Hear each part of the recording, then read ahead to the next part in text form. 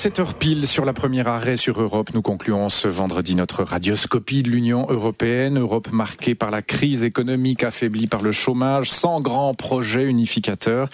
Quel avenir possible pour cette Europe-là? Peut-on encore croire à une perspective prochaine des États-Unis d'Europe? Faut-il au contraire tirer les enseignements de la crise, envisager la fin de l'euro, la fin de la monnaie unique et se demander, pourquoi pas de manière iconoclaste, si l'Europe ne serait pas en meilleur état sans l'UE et sans les institutions de Bruxelles? Pour en parler, le plaisir d'accueillir deux invités jusqu'à 8h, le démographe et historien Emmanuel Todd et l'eurodéputée Sylvie Goulard du Modem. Bonjour à tous les deux. Bonjour. Bonjour. Et merci d'être avec nous tous les deux d'ailleurs dans notre studio de Paris jusqu'à 8h. Sylvie Goulard, est-ce que l'Europe serait en meilleur état sans l'UE telle qu'elle est aujourd'hui? Je vous pose la question comme ça et vous me répondez brièvement. Juste comme ça, donc je vais vous répondre non, brièvement. Voilà. Pour quelle raison? Est-ce que l'UE d'aujourd'hui vous satisfait? Non, voilà. Je crois que ce qu'il faut, c'est essayer d'éviter d'être dans le tout ou rien. Il y a des choses qui ne vont pas bien. Il ne s'agit pas du tout de le nier, mais c'est peut-être pas une raison pour abandonner tout ce qui a été fait depuis 60 ans. Emmanuel Todd, on sait que vous êtes un pourfendeur de l'euro, de la monnaie unique. En tout cas, même question. Est-ce qu'on serait mieux sans les institutions de Bruxelles aujourd'hui? Non, l'Europe, c'est beaucoup de choses. Et puis il y a une tendance un peu à dramatiser la situation justement pour essayer de sauver l'euro. C'est-à-dire qu'il y a toute une dimension de la construction européenne qui était une chose très bien, l'idée de paix entre les nations, des choses comme les programmes Erasmus sont des choses, ces étudiants qui circulent et qui apprennent à mieux se connaître de pays à pays. Tout ça, c'est formidable et c'est quelque chose à garder. Mais je crois que ce qui est difficile maintenant, c'est pour les élites dirigeantes. Le mot élite est quand même un peu fort. Pour les gens qui dirigent cette espèce d'usine à gaz qui est devenue l'euro, il y a un problème d'aveu. C'est-à-dire qu'il faut s'avouer que l'euro a été un échec qui contribue à maintenir l'ensemble du continent et même au-delà d'ailleurs la planète en état de récession. Il y a un travail de deuil à faire, pas du tout sur l'Europe, mais sur un ratage de construction monétaire. C'est tout. Travail de deuil. On retient la formule, Emmanuel Todd, Sylvie Goulard. On se retrouve dans une dizaine de minutes juste après les informations que nous présente Didier Duployer. Simon Matédoré.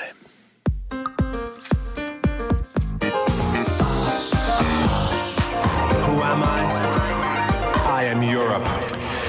7h15 sur la première arrêt sur Europe. Dernière étape. Peut-on encore croire à des États-Unis d'Europe un jour? Faut-il au contraire se demander si cette Europe ne serait pas en meilleur état sans l'UE et les institutions de Bruxelles? On retrouve nos deux invités qu'on a brièvement entendus tout à l'heure à 7h. Emmanuel Todd, historien, démographe, essayiste. Votre dernier ouvrage paru, Le mystère français, est aux éditions du Seuil, coécrit avec Hervé Lebras. Vous aviez écrit L'invention de l'Europe en 1990. Emmanuel Todd, on s'en souvient. Sylvie Goulard est à vos côtés à Paris, députée européenne du Modem, membre de la Commission des affaires économiques et monétaires. Vous êtes auteur avec Mario Monti l'an passé, Sylvie Goulard, du livre intitulé De la démocratie en Europe, paru chez Flammarion. On va tout de suite écouter quelqu'un que vous connaissez très bien.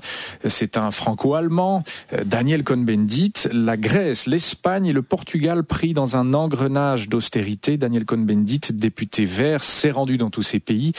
Notre correspondant à Bruxelles, Alain Franco, lui a demandé si la Grèce n'avait pas vécu au-dessus de ses moyens grâce à l'euro. La Grèce a vécu au-dessus des moyens avant l'euro aussi. L'euro n'a fait qu'intensifier quelque chose qui existait déjà. Et le dissimuler finalement. Et oui, le dissimuler d'une certaine manière. Vous savez, les Suisses aussi savent dissimuler les choses. Donc c'est, par exemple, pendant 15 ans, depuis l'entrée de la Grèce dans l'Europe, est-ce qu'il y a au Conseil européen un gouvernement qui a mis la main sur l'épaule du chef d'État grec qui lui dit, tu sais mon ami, avec un budget militaire à 4% du produit intérieur brut, vous n'allez pas vous y arriver. Vous savez, l'Allemagne, la France a 2% du produit intérieur brut pour la défense. Pourquoi on leur a pas dit ça? Parce que la plupart des dépenses du budget militaire allaient vers les industries d'armement de la France et de l'Allemagne. Donc on a profité de ce déficit budgétaire. Donc il y a une responsabilité des Grecs et des autres. D'où ma question, est-ce que finalement la Grèce ne s'en serait pas mieux sortie sans faire partie de la zone euro? Non, ils auraient été encore plus colonisés par les pays de l'euro. Peut-être moins dans la mouise, oui. peut-être. Cette question, personne ne peut y répondre. La zone euro telle qu'elle est construite actuellement, est-ce que ça fonctionne suffisamment bien ou est-ce qu'il ne faut pas revoir est-ce le truc? Est-ce que l'économie anglaise, qui est en crise totale, fait partie de l'euro? Non. mais profite, la City profite. Elle a bâti quelque chose, elle s'est bâtie en détruisant tout le reste de l'industrie. Soit, mais ça crée de la richesse aussi. Oui, mais ça crée aussi de la pauvreté. Là, ça crée du chômage. De m'expliquer qu'aujourd'hui, les raisons de la crise, c'est l'euro, alors que des tas de pays qui ne sont pas dans la zone euro sont également en crise, ça n'explique rien. Non, encore une fois. En plus, est-ce que l'euro profite à tout le monde? Mais le problème, c'est que les pays en crise qui ne profitent pas de l'euro à cause de leur structure économique auraient les mêmes problèmes s'ils n'étaient pas dans l'euro. D'accord. Qu'est-ce qu'on fait en avant alors? En avant, moi je crois que l'Europe aujourd'hui doit aller vers un État fédéral qui, avec un budget fédéral conséquent, peut un budget permettre d'intervenir dans des situations de crise, que ça soit en Grèce ou je ne sais où. Et on peut le faire avec tant de disparités au sein de la zone euro entre les États? Vous connaissez la disparité entre les États américains? Énorme, hein, et ils le font pas. Mais quelle est la part du budget américain par rapport au produit intérieur brut américain? C'est 23% du produit intérieur brut américain. En Europe, le budget européen, c'est quoi? C'est 1% du produit intérieur brut. Si vous avez des disparités, il faut donner la capacité, justement, d'aider à faire évoluer ces disparités. Hors des États-Unis d'Europe, point de salut? Aller vers les États-Unis d'Europe, c'est d'avoir un scénario pour sortir des crises politiques et économiques et écologiques dans lesquelles nous nous trouvons aujourd'hui. Daniel Cohn-Bendit avec Alain Franco, son credo, aller vers les États-Unis d'Europe. On retrouve Emmanuel Todd et Sylvie Goulard. Emmanuel Todd, que pensez-vous du credo de Daniel Cohn-Bendit? Il est dans un truc de dénégation de la réalité, comme beaucoup de gens. Il fait ça gentiment, tout ce qu'il dit n'est pas absurde. Mais moi, ce qui me frappe quand on entend parler de l'Europe, c'est le retard des mots sur les choses. Si on parle de l'Europe comme si on parlait toujours d'un objet politique constitué de nations libres et égales, pesant de manière équilibrée sur un système global. Alors que l'Europe a changé nature, c'est devenu un système formidablement hiérarchique qui, sur le plan économique, est maintenant à peu près totalement dominé par l'Allemagne, qui est devenue une puissance majeure, qui a retrouvé une situation hégémonique que lui permet son efficacité industrielle. Et puis il y a des espèces de nations mineures. Enfin, la façon dont on parle des Grecs devient vraiment préoccupante parce qu'il y a un élément de racisme qui se glisse là-dedans. Pas dans l'élément de Daniel Cohn-Bendit quand même. C'est ambigu, c'est très ambigu. On en parle comme c'est autre chose. On en parle. Il y a un truc qui était bien dans ce qu'avait dit Cohn-Bendit. Là, c'est le mot colonial ou colonialiste, puisque c'est vrai que l'Europe est devenue un système hiérarchique avec des dominants, des dominés, des situations néocoloniales. Et puis une montée des haines en fait, puisque en France, la France est sur une position très moyenne. Elle essaye de se positionner en brillant second l'Allemagne, dans une posture qu'on pourrait presque qualifier au regard de l'histoire de néo-vichiste.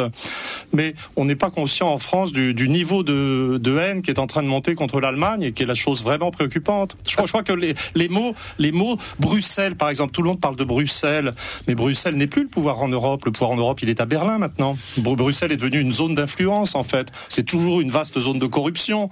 Alors si ce ne sont les États-Unis d'Europe, oui. Emmanuel Todd, que faut-il pour ces pays-là, pour les régaliser en quelque sorte? Et après, je veux dire, si on voulait les États-Unis d'Europe, il faudrait que la puissance dominante, l'hégémone, comme on dit en théorie politique, l'Allemagne, se comporte, je dirais, d'une manière généreuse et responsable. C'est-à-dire si l'Allemagne assumait des politiques de relance économique, luttait elle-même contre l'austérité, établissait des protections commerciales aux frontières. Elle aide les Espagnols, l'Allemagne. Elle va accueillir les jeunes Espagnols. Vous trouvez que voler de la population active qualifiée à un pays dont on a détruit les structures industrielles, vous trouvez que c'est une attitude responsable? Elle parle d'accueillir. Les États-Unis ont été dans tout l'après-guerre une puissance majeure, un hégémone responsable. C'est-à-dire qu'ils ont ouvert leur marché.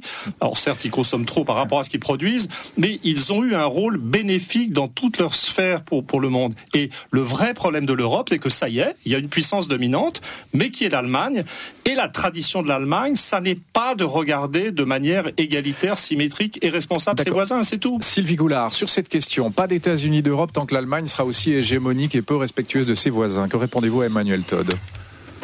Non, d'abord, moi, je voudrais dire une première chose. Je suis d'accord avec Dany que la crise est une crise politique. On a pris un certain nombre de mesures techniques, mais on n'a pas commencé à aborder la question clé. Et là, je rejoins Monsieur Todd quand il dit que il y a au sein de l'Union européenne en ce moment des disparités, des rapports de force qui ne sont pas l'Europe qu'on a voulu faire. Mais je crois qu'il ne faut pas en blâmer uniquement les Allemands. C'est un peu trop facile. On a laissé dégénérer un système... J'ai blâmé les Français aussi, là. Oui, non, mais je ne dis pas que vous ne le dites pas, mais ce qui est parfaitement clair, c'est qu'on est arrivé à une situation qui est une situation, effectivement, où le poids de l'Allemagne dans les institutions, où le poids de l'économie allemande et la force de ces institutions nationales, et ça c'est une vraie différence avec la France, fait que les Allemands jouent un rôle tout à fait caractéristique. Là où je ne suis pas d'accord, c'est qu'il y a un certain nombre de choses qui sont dans les accords européens. On ne peut pas parler de vol de majorité qualifiée dans un espace qui est fondé depuis 1957 sur la libre circulation des personnes. Évidemment, on n'a pas fait la libre circulation des personnes uniquement pour que des jeunes Espagnols aillent en Allemagne. C'est un système dans lequel on souhaiterait que les gens bougent. D'ailleurs, au Royaume-Uni, c'est pas seulement à cause de l'Europe, de Bruxelles et de sa soi-disant bureaucratie qu'on a la montée du UKIP. Les gouvernements britanniques avaient largement ouvert les frontières aux personnes venant d'Europe centrale et orientale. Et c'est une des raisons de la montée des partis nationalistes au Royaume-Uni. Donc encore une fois, pour résumer, on a besoin d'une Europe politique. On a besoin non pas seulement d'encadrer la puissance allemande. Moi, les Allemands ne me font pas peur. Je ne vois pas de plan ourdi par l'Allemagne. Je me demande pourquoi la France est si faible. Je me demande pourquoi les Italiens sont restés si longtemps totalement absents. Nous avons des pays comme l'Espagne ou la Pologne qui ne sont pas des pays négligeables, qui ont tout à fait un rôle à jouer, etc. Donc effectivement, le problème, ce ne sont pas paradoxalement les institutions de Bruxelles. C'est en ce moment l'affaiblissement des institutions communes. Et je tiens à souligner que l'accord sur le budget ne sera effectif qu'au moment où le Parlement aura voté et pas le moment où son président va prendre un accord sans mandat, parce que c'est quand même hallucinant ce qui a été dit tout à l'heure. Il n'y a pas d'accord sur le budget. Il faut au moins respecter les traités et les procédures. Voilà. Donc encore une fois, c'est pas l'absence, c'est pas l'excès d'institutions, c'est plutôt la manière dont un certain nombre de chefs d'État et de gouvernement, avec la complicité de la France en l'occurrence, sont en train de bousiller les institutions. Donc Sylvie Goulard, vous ne prenez pas le même chemin qu'Emmanuel Todd, mais pour vous aussi actuellement, les États-Unis d'Europe tels que l'énonce Daniel Cohn-Bendit ne sont pas faisables. C'est ce que vous nous dites aussi. Non, avec Dany, on a créé ensemble un groupe en faveur des États-Unis d'Europe qui s'appelle le groupe Spinelli. Mais je pense qu'il ne faut pas du tout présenter aux gens un projet de cet ordre-là. Il y a des choses à faire, il y a des problèmes à régler. Et l'outil fédéral peut être une des réponses, à condition d'avoir un débat et à condition que les peuples le veuillent, évidemment. Emmanuel Todd, oui. Sur l'Allemagne, quand même. Sylvie Goulard disait l'Allemagne est aussi forte parce que la France est faible. D'accord avec ça ? La France est plutôt inexistante, elle est perdue. Je crois que ce qu'il faut bien voir, c'est que moi je vais jusqu'au bout des choses. Je vois ce qui se passe. Il me semble que dans l'esprit des gens, on le voit dans tous les sondages d'opinion, l'Europe est un concept mort. Ça n'est plus quelque chose qui fait rêver. Ça n'est plus un horizon idéologique. Les sociétés ont besoin d'avoir un horizon, un rêve, un projet. Donc l'Europe, dans l'esprit des gens, quand on leur parle d'Europe, en gros les gens savent qu'il y a des types qui vont se réunir, qui vont négocier à 27 sans se comprendre et qui accoucheront d'une souris ou de rien du tout. Voyez, l'Europe, c'est la culture aussi, on en parlait hier.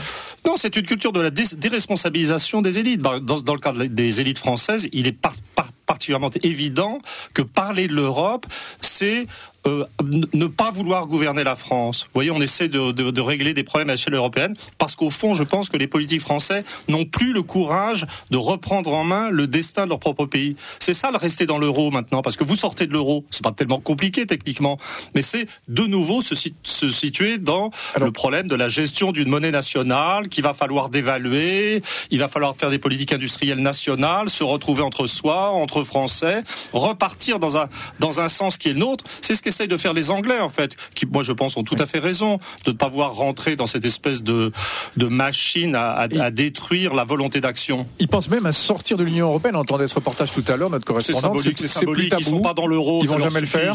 Ils vont jamais quitter l'UE. C'est symbolique. Ils sont en dehors de l'Europe. Si je puis me permettre, moi, je voudrais rebondir sur la notion d'élite. Moi, contrairement à ce que dit M. Todd et à ce que disent pas mal de gens, je cherche désespérément des élites pro-européennes à la hauteur du projet. Une des idées les plus néfastes qui circulent, notamment à Paris, dans un certain nombre de cercles, c'est qu'il y aurait des espèces d'élites extrêmement éclairées et ouvertes qui essaieraient de faire l'Europe dans le dos du peuple. Ce que je constate quand je vais sur le terrain, c'est que je vois des PME qui exportent énormément en Europe, qui ont besoin du marché intérieur, qui se réjouissent qu'il y ait l'euro. Je vois des groupes comme Airbus, je parle de ma circonscription, dans lequel il y a des marchés qui sont liés à l'intégration européenne. Il y en a d'autres qui sont à l'extérieur, évidemment. Mais Je ne sais pas où elles sont, ces élites. On a, au contraire, une trahison totale des élites. Il n'y a pas d'élite pro-européenne. Il y a au niveau français et dans d'autres pays, des gens qui, devant les nécessaires transferts de souveraineté, qui sont liés à la décision qui a déjà été prise il y a 20 ans. La décision de faire la monnaie était une décision qui impliquait des conséquences profondes. Ces conséquences, on n'a pas voulu les voir. Et on a toujours espéré s'en tirer avec une espèce de discours qui était on va faire l'Europe, mais pas trop. Faire l'Europe, mais pas trop, ça veut strictement rien dire. Ça casse l'élan, et là je suis d'accord avec Monsieur Todd, il n'y a pas d'horizon politique, mais parce que la plupart de ceux qui sont censés faire l'Europe ne la font pas. Parce que dans le fond, ils ont peur des Allemands, parce que dans le fond, ils trouvent les gens du Sud paresseux, et qu'en plus, ils n'ont pas fait grand-chose pour la France. Vous avez tout à fait raison, mais ce que vous êtes en train de dire, qui est formidable de mon point de vue, tout à fait d'accord, pas d'élite européenne, pas de volonté d'y aller, et pourquoi c'est comme ça? Mais parce qu'on est français, on n'est pas européen. Non, mais les Allemands sont allemands, c'est tout. C'est que l'Europe, ça existe comme continent, c'est un lieu prodigieux, il y a des échanges culturels et économiques importants qu'il faut préserver, mais la vérité, c'est qu'on n'est pas européens. Les Français actuellement, le monde est en crise, et ce qui se passe partout sur la planète, c'est que dans chacun des pays en crise, particulièrement les pays avancés, les gens essayent de se ressources dans leur propre histoire, leur propre culture. Qu'est-ce qu'on fait avec cette Europe-là, Emmanuel Todd? Vous n'êtes pas pour l'euro, évidemment. Il faut dissoudre l'Union européenne. Qu'est-ce qu'il faut faire maintenant, puisqu'il n'y a pas d'horizon politique?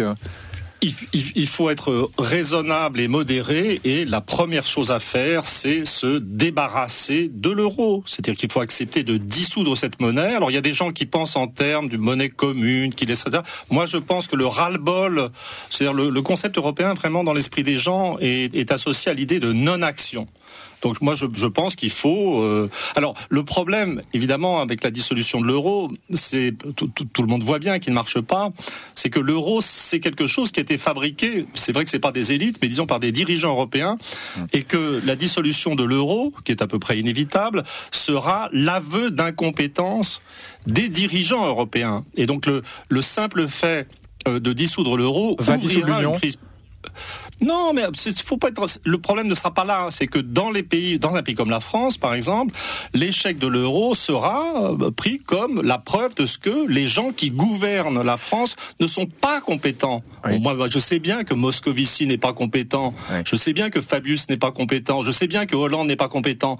Mais là, ça sera, j'oublie les gens de droite. Et pourquoi vous voulez revenir à un cadre national avec des gens incompétents, si je puis me permettre? Il se passe quoi si on dissout l'euro? Mais justement, j'avais pas terminé. Oui. Et je dis que c'est très angoissant pour les gens qui sont responsables de cet échec. Mais dans des sociétés vieillissantes, un peu moins en France qu'ailleurs, à cause de la démographie, et dans des sociétés qui ont du mal à se remettre en question, je trouve que une évidence de l'échec des classes dirigeantes pourrait être un coup de fouet formidable. Bon, c'est un peu la politique une sorte du de balayage, voilà.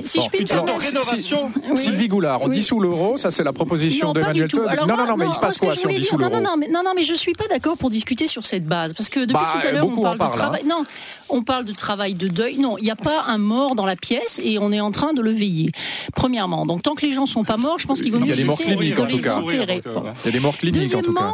Non, je crois pas du tout, justement. Je pense que c'est une vision qui est une vision de très court terme. On est dans des difficultés qui sont des difficultés très grandes, que connaissent des pays, et je parle même pas de l'Europe comme le Japon ou les États-Unis, dans lesquels il y a aussi un endettement considérable. Il y a aussi une adaptation à la mondialisation que ces pays n'arrivent pas forcément à faire extrêmement bien. Et nous avons en Europe des atouts que nous passons mais totalement sous silence dans cette discussion. Donc je tenais quand même à le dire. Alors, si on envisage, que moi je n'ai aucun tabou, je veux bien parler de tout, je pense qu'effectivement un des problèmes c'est qu'on est gouverné, mais pas seulement par ce gouvernement, on est gouverné en France. Et moi c'est ça qui m'inquiète, le retour à l'hypothèse nationale est effroyable. C'est effroyable. Ça vous gêne d'être française? Non, j'ai pas dit que ça me gêne d'être français. Les Français sont des gens méprisables? J'ai pas dit ça. C'est vous qui avez dit que la moitié du gouvernement français était incompétent. Moi, c'est une évidence. Moi, je ne vais pas jusque-là. Ce que je veux dire, c'est qu'ils ne se sont pas montrés globalement à la hauteur de ce qu'ils prétendaient faire en faisant l'euro. Je serais pas du tout rassurée par un repli national sur un pays qui est de toute façon pas en mesure dans la mondialisation. Et là, je crois qu'il faut donner quand même une perspective un peu plus large que celle qui est de l'Europe. Oui, mais cette perspective, c'est que d'ici quelques années, la plupart des pays comme le nôtre, comme le Royaume-Uni, se retrouveront expulsés de la plupart des lieux de décision mondiaux. Tout simplement parce que nous ne serons plus parmi les premières économies du monde, tout simplement parce que démographiquement, nous ne peserons pas la même chose. Donc nous pouvons toujours rêver. Vous avez présenté tout à l'heure la situation britannique comme celle d'un retour à l'Empire et d'un appui sur la grandeur passée. passé. Je crois qu'il faut regarder devant. Est-ce qu'on aura plus de chances de protéger nos industries face aux Chinois et aux Indiens tout seuls ? C'est une blague. Voilà. Non, mais là, c'est l'industrie allemande qui détruit notre industrie. D'accord. Et puis vraiment, la notion de repli national, la notion de repli national est quand même absurde. Paris est une ville-monde. Paris est une ville... Oui, d'accord. On y revient. On aura 25 minutes pour discuter de ça juste après les informations. Emmanuel Todd, Sylvie Goulard, si vous êtes d'accord, c'est vraiment, les fronts sont assez bien dessinés, je crois.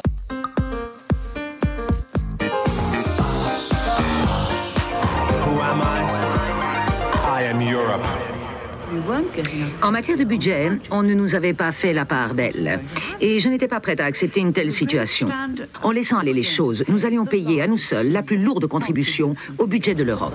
C'est sur ce millier de millions de livres que nous avons commencé à négocier parce que nous voulions qu'on nous en ristourne la plus grande partie.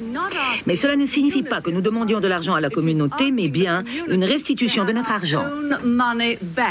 I want my money back, célèbre formule de Margaret Thatcher, bien sûr, première ministre de Grande-Bretagne durant 11 ans, de 79 à 90. Il s'agit là d'un extrait d'entretien dans lequel elle expliquait pourquoi elle avait déclaré à l'issue du sommet européen de Dublin, c'était en novembre 79, qu'elle voulait récupérer son argent. I want my money back.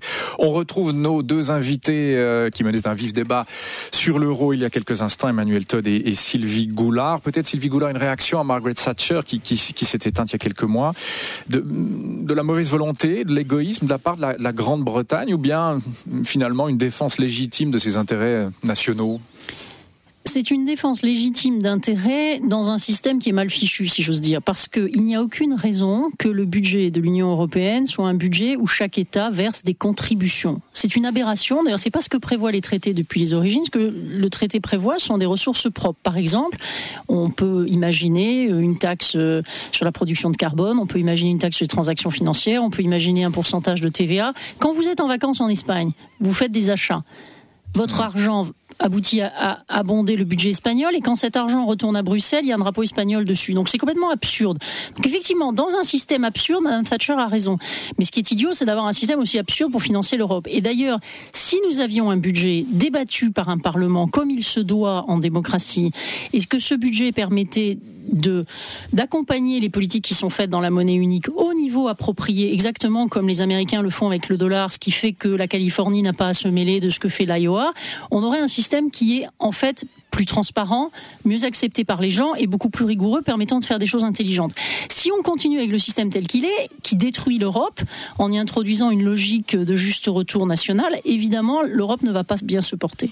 Je voudrais, Emmanuel Todd, oui, sur cette question-là. Oui, je voudrais revenir sur cette idée que le retour au concept national est une fermeture au monde, qui est une idée qui semble aller de soi, mais qui est une idée fausse en fait. C'est un cas typique de fausse conscience.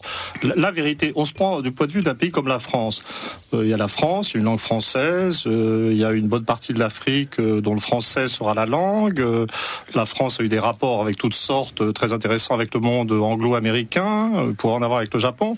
Et la vérité, c'est que l'Europe n'est pas une ouverture au monde. L'Europe est devenue, c'est pas simplement un échec. C'est parce qu'on n'a pas fait l'Europe des peuples, mais qu'on a précisément fait l'Europe des nations. C'est précisément ça, Emmanuel Todd. Mais c'est que l'Europe est une toute petite partie du monde. C'est en train de devenir la partie la moins dynamique du monde. Je veux dire, il y a quelque chose de très provincial en fait, même dans la culture allemande. La culture allemande est une culture très efficace sur le plan industriel, mais au stade actuel, sur le plan intellectuel, sur le plan de la créativité, je dirais scientifique ou culturelle, l'Allemagne n'est par exemple pas du tout au niveau du Japon. Mais vous voulez plus de nationalisme là-dedans, vous ? Mais il s'agit pas d'être nationaliste, il s'agit d'avoir le droit d'être soi. Personne ne nous empêche d'être nous. D'ailleurs, c'est drôle, chaque fois vous allez chercher les Allemands. Qu'est-ce qu'ils vous ont fait, les Allemands ? Parce que les Allemands ne m'ont rien fait, et je connais l'histoire allemande, et je respecte l'histoire allemande beaucoup plus que la plupart des bureaucrates bruxellois et autres. Je dis simplement, j'ai toujours dit que l'Allemagne existait, j'ai toujours dit que l'Allemagne était une grande nation. Je ne suis absolument pas surpris de l'avoir retrouvé une position économique hégémonique. Je pense que les Français ont commis un péché d'orgueil en se racontant qu'à eux seuls, ils pouvaient contrôler l'Allemagne. À ma connaissance, la Deuxième Guerre mondiale, il a fallu les Américains, les Anglais et les Russes pour maîtriser une Allemagne je dirais, devenue surpuissante par effet d'efficacité, mais je dis que l'avenir de la France n'est pas dans ce lien exclusif, étroit sur le plan culturel avec l'Allemagne. L'avenir, retourner à l'idée de nation en France, c'est se libérer d'un système qui est en train de pourrir, qui est dirigé par une nation efficace mais culturellement pas très intéressante actuellement. C'est la possibilité d'établir des liens beaucoup plus intéressants et chaleureux avec le monde anglo-américain qu'on nous décrit comme toujours atroce, etc.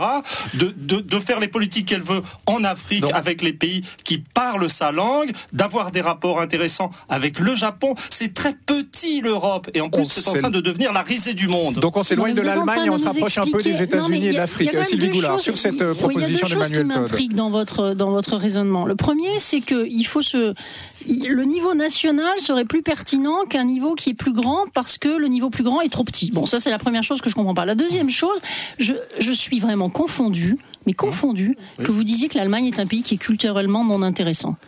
Pas se dire sur le... Non, c'est ce que vous avez dit. Actuellement, oui. Mais l'Allemagne a détruit pendant la guerre une bonne partie de ses élites. Vous permettez que je continue ? Je crois que vous parlez tout le temps de l'Allemagne avant 1945-49, alors qu'on est en train de parler de l'Allemagne qui est née après, qui a des avantages incroyables. Moi, je suis pas là pour défendre l'Allemagne, mais je trouve votre acharnement à venir mettre l'Allemagne à toutes les sauces sur tous les sujets dès qu'on parle d'Europe quelque chose d'étonnant. La France peut jouer tout le rôle qu'elle veut, elle ne l'a pas joué. Et la vraie question qu'il faut se poser, c'est... Elle ne l'a pas joué. Écoutez, moi j'étais au Quai d'Orsay que j'ai quitté. Ouais. J'étais au Quai d'Orsay, j'ai commencé en 1989, j'ai fait partie de l'équipe comme très junior, mais qui a négocié l'unification allemande. De ce moment-là, j'ai vu quelque chose d'assez effarant. J'ai vu des Français s'enfermer dans une vision qui, à mon avis, était sans rapport avec la réalité, parce qu'ils n'ont pas compris que eux voyaient la géopolitique dans l'unification allemande. La plupart des gens en Allemagne voyaient la réunification de leur famille.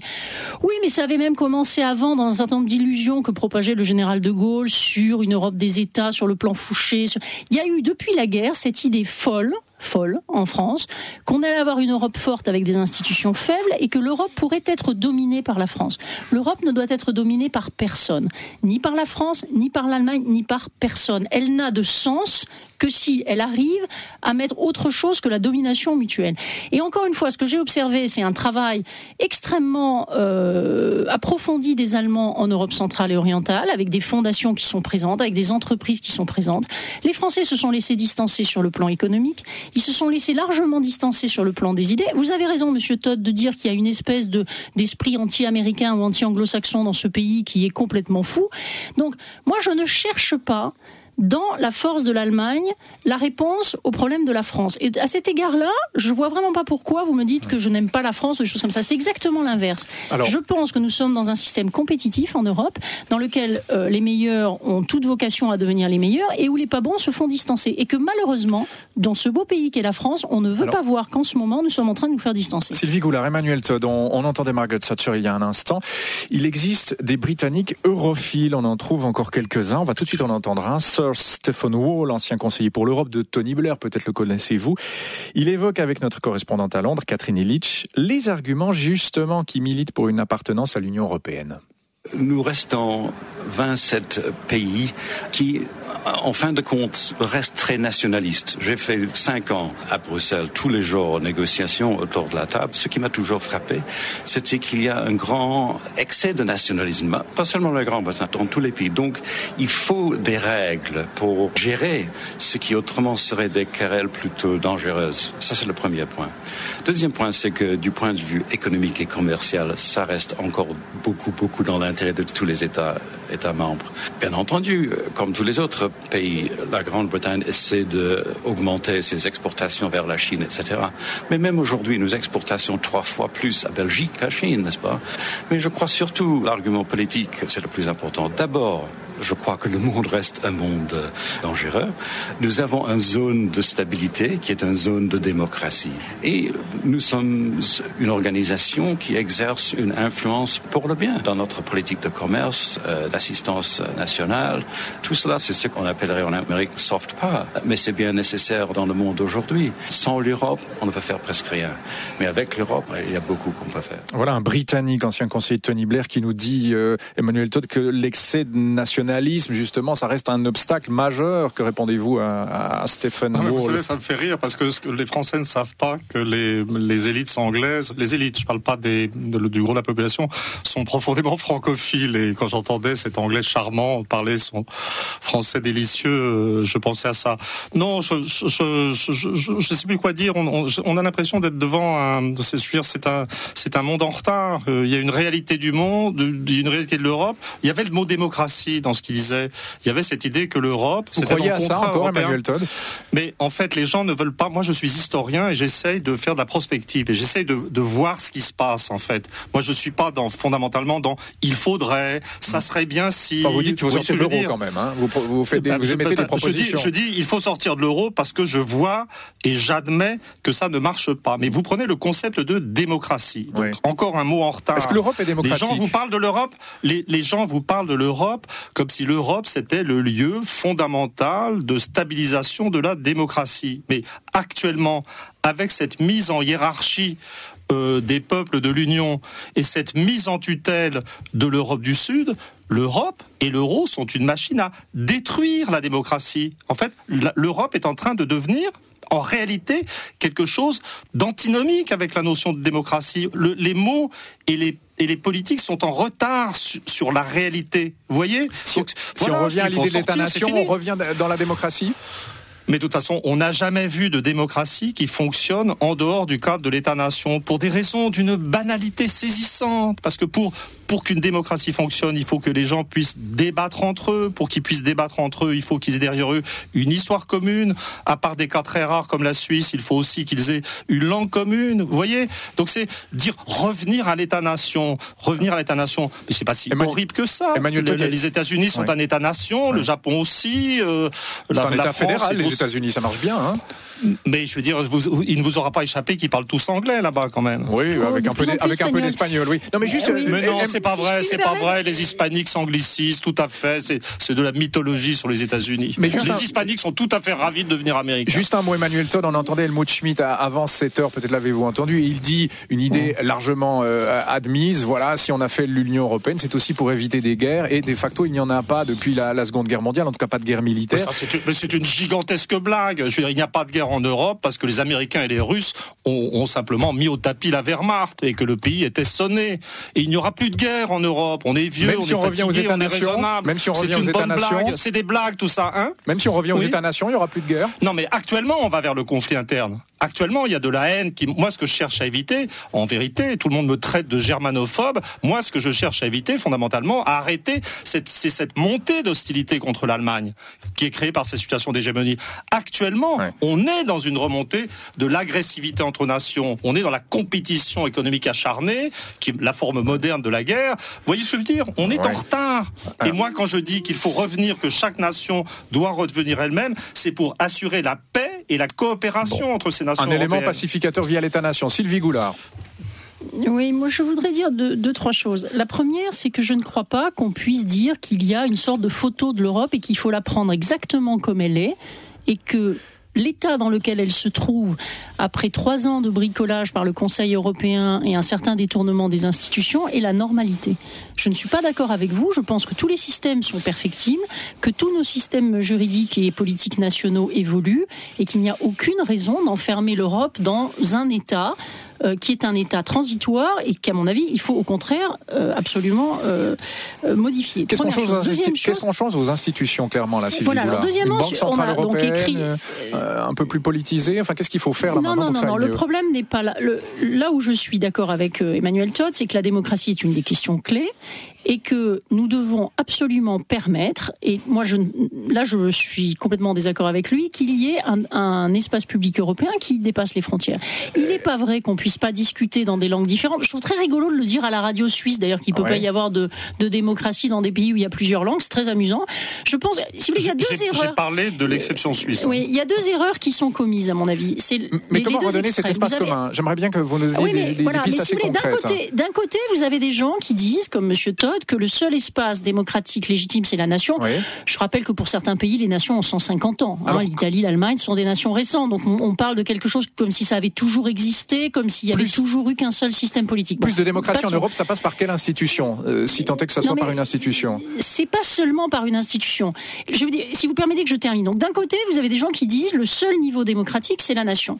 De l'autre, vous avez en ce moment des gens qui disent on peut faire l'Europe sans démocratie. C'est ce que dit Mme Merkel, M. Hollande, etc. C'est absurde.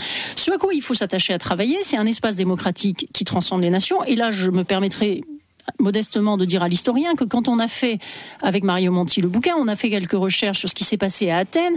Quand le démos athénien est né au VIe siècle avant Jésus-Christ, c'est essentiellement parce qu'on a décidé de faire prendre position à des gens par-delà les tribus auxquelles ils appartenaient, tribus qui semblaient complètement figées. Et c'est donc en fait la mise en place de choix politiques qui a permis l'émergence du démos. La plupart des nationalistes vous disent comme il n'y a pas de démos, on ne peut pas faire de la démocratie. C'est l'histoire de la poule et de l'œuf. Moi je pense que si on demandait aux citoyens de la zone euro, ensemble, de choisir les personnes qui prennent pour eux les décisions. Si on avait des modalités de contrôle et le cas échéant de censure et de sanction de ceux qui prennent les décisions politiques, donc je ne vous parle pas du tout de la Banque centrale, je vous parle de l'espace politique qu'il faut créer en face des institutions qui sont des institutions techniques, je crois qu'on pourrait avancer. Vous avez parlé des jeunes de la génération Erasmus, j'en vois énormément. Ouais. Je trouve qu'ils ont la capacité de travailler dans plusieurs langues et que c'est ce vers quoi, à mon avis, on peut tout à fait légitimement aller en espérant des progrès, à condition, et c'est là que le bas blesse, à condition qu'on s'en donne les moyens. C'est pas du tout, on peut pas s'abstenir de faire cet effort de formation, de compréhension mutuelle, mais il n'est pas non plus complètement impossible. Et encore une fois, je pense qu'il n'y a pas de raison de dire que on n'est pas européen, qu'on est pour toujours enfermé dans des nations qui, pour certaines, sont des nations relativement récentes, qui même dans un pays comme la France, quand on relit Tocqueville et qu'on voit l'Ancien Régime et la Révolution, c'est des pays dans lesquels il y avait des diversités à la fois linguistiques, de comportement, d'organisation juridique. Donc ne disons pas qu'il y a la réalité. Il y a aussi des réalités qui peuvent évoluer. Alors on va écouter un dernier élément, on va réagir ensuite, on va faire un peu de futurologie. On va partir à Bruxelles en 2060 dans la Maison de l'Histoire européenne en exil. C'est un musée décrépit qui présente une exposition sur ce que fut l'Union européenne jusqu'en 2018. On se projette vraiment dans l'avenir. Ce musée, c'est un jeune metteur en scène, Thomas Belling, qui l'a imaginé. Ariane Hassler l'a visité.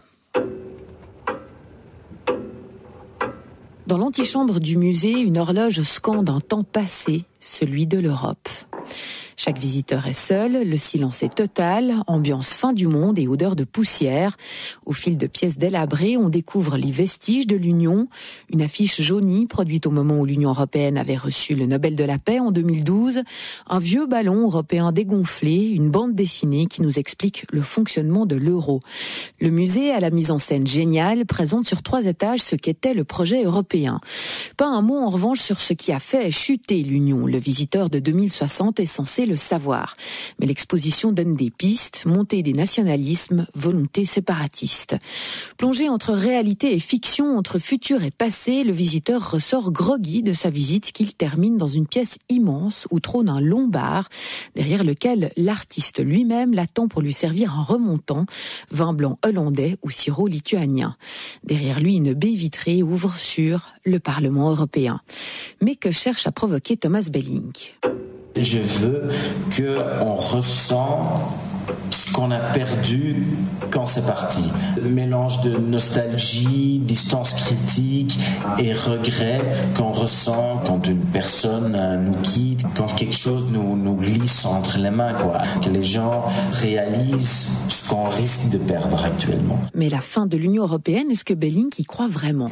Oh mon Dieu, j'espère qu'elle va jamais arriver. C'est vraiment le scénario le pire, quoi, qu'on peut s'imaginer. C'est-à-dire que on retourne à ces états plutôt naturels pour l'Europe, c'est-à-dire des états nationalistes, on se replie sur soi-même et la guerre redevient une réalité possible. Il faut au moins vouloir voir que c'est une possibilité. L'exposition rouvre au mois de septembre avec entre ses murs décharnés cette question lancinante.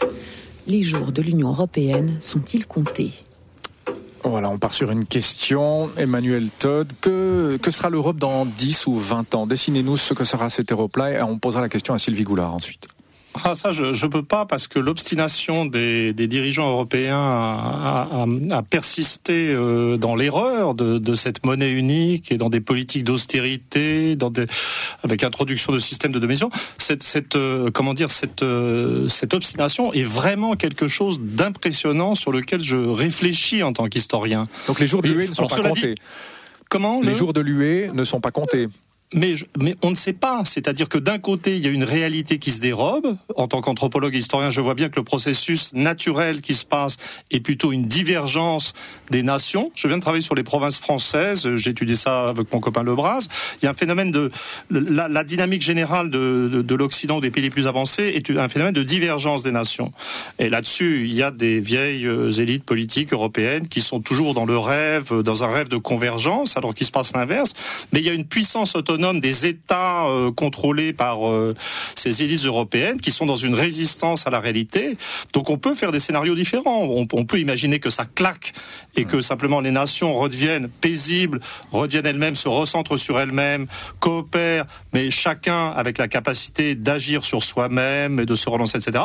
Mais on peut aussi, au stade actuel, imaginer des processus de destruction en profondeur du tissu social dans une bonne partie de l'Europe, on peut imaginer l'émergence de systèmes autoritaires, violemment, de destruction de la démocratie sous patronage franco-allemand. Je ne sais pas, peut-être que le couple franco-allemand, ça va être le couple qui va détruire la démocratie en Europe. Tout est concevable. Il faut garder l'esprit ouvert quand on est historien. Gardons l'esprit ouvert. Sylvie Goulard, même question. Les jours de l'Union européenne sont-ils comptés? En 1 minute, pas plus. Et après, on doit se quitter. Non, mais l'Europe sera ce que nous en ferons. Moi, je ne détiens pas la clé du futur. Ce que je dis simplement, c'est que pour moi, je ne crois pas que les nations peuvent redevenir paisibles. La leçon du XXe siècle, c'est qu'il y a quand même eu un moment où il y avait des nations et un nationalisme exacerbé, que ça nous a mené au suicide de la guerre de 14 et au chaos de la Deuxième Guerre mondiale. Et qu'à partir de 1950, on est parti sur une autre voie qui a peut-être connu des problèmes, qui n'est pas un chemin pavé de roses. Et je suis d'accord, l'attitude naturelle de la plupart des gens, c'est le centrifuge, c'est la division, c'est la discorde, c'est l'envie de faire tout seul dans son coin ce qu'on a envie de faire. Non, c'est la domination. Non, vous êtes obsédé par la domination, pas moi. Mais donc, il y a de la division et de la discorde. D'accord. Moi, j'essaie de travailler modestement au jour le jour à éviter que ça se produise. Merci infiniment. Oui, juste en 10 secondes. Oui, je vous en donne 10, pas plus, Emmanuel. Eh bien, écoutez, l'Europe, c'est un continent extraordinaire qui, dans la période récente, a tout inventé, mais c'est un continent qui s'est 2 fois suicidé par la Première Guerre mondiale, puis la Deuxième Guerre mondiale. Et je crois que ce qui est en train de se passer actuellement, c'est qu'il est encore à nouveau en train de se suicider. Et dans le 3e suicide, qui est le suicide actuel, il se passe aussi sous direction allemande. Emmanuel Todd, historien, démographe, essayiste. Votre dernier ouvrage, c'est Le mystère français, avec Hervé Lebras, paru au Seuil. Sylvie Goulard, députée européenne du MoDem. Vous êtes membre de la Commission des affaires économiques. Vous avez publié en 2012 De la démocratie en Europe, coécrit avec Mario Monti. C'est chez Flammarion. Merci infiniment à tous les deux d'avoir été dans notre studio de Paris. C'est ainsi que s'achève Arrêt sur Europe.